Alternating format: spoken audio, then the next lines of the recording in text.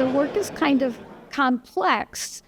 And I think it comes from a lot of different places. Sewing, of course, I love fabric. My mom taught me to sew when I was quite young. I've always known I was an artist. But also, I have a degree in philosophy. And so where are we at? What are we doing? Why are we here? All those big questions. So I think all of that enters into this work. I call it disintegrations. The disintegration that happens with fabric, the disintegration that happens with us, but also civilization. Where are we at? What are we doing? Are we going to make it? I sort things according to color, and I like to mix colors. The significance of the thing, if it's something that maybe one of my kids wore, even one of my brothers, or something that I just bought at a secondhand store, really doesn't matter in terms of the composition. I really do compose according to color. There's a triptych out there that's purple. A good friend sent me some flowers here, which is very nice, and they're all shades of purple. So perhaps she thought I would be wearing purple, but I have to admit I love red.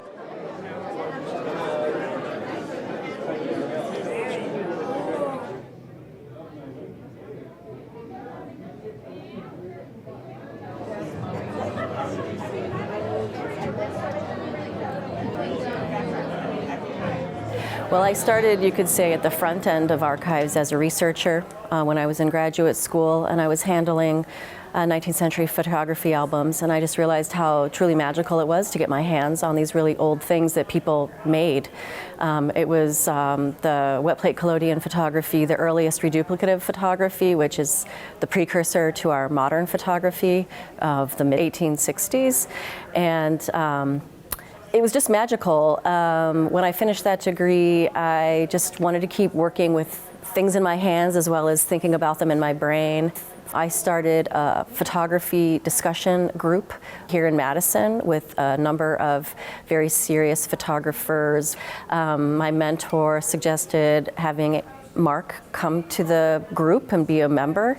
Mark once or twice brought an autochrome, and we just started becoming friends. I taught a class on photography in war, and the autochrome overlaps the era of World War I. And so there are a number of color photographs of that war, and some exist in Mark's class. So he allowed me access to these images so I could reproduce them for my lecture slides. You know, Mark was just a really special person, and not to say that there aren't a lot of special people out there. But he stands out. You know, these objects can't be collected by everyone, and hardly anyone has them. So a lot of people collect black and white photographs by masters, but not everybody can find an autochrome because they were just, so it was just a small market from 1907 to the 1930s. They also don't last forever. If they're not kept in the right climate, humidity and heat can really deteriorate them. So we lose that record as well. And Mark, he just was obsessed, and he really dove in and cared about them. So I think it's his passion. He was a very kind person, and he really shared that with people, and he just left us too soon. So archives are really special. They're unique objects that really can't be replaced, and they do have a strong sense of history. I am specifically a visual materials archivist, not just photography, and focusing on visual materials, it tells us a different story, and many stories can be told of that, but if you can sequence images or see images of a particular geography that were made in the same era, and then compare them with images 100 years later, you can see how we change as human species and how we're treating the land and the environment. And so it's really all about history and the importance of history. Knowing where we came from so that we can inform the present and hold on to some hopefully wise decisions for the future.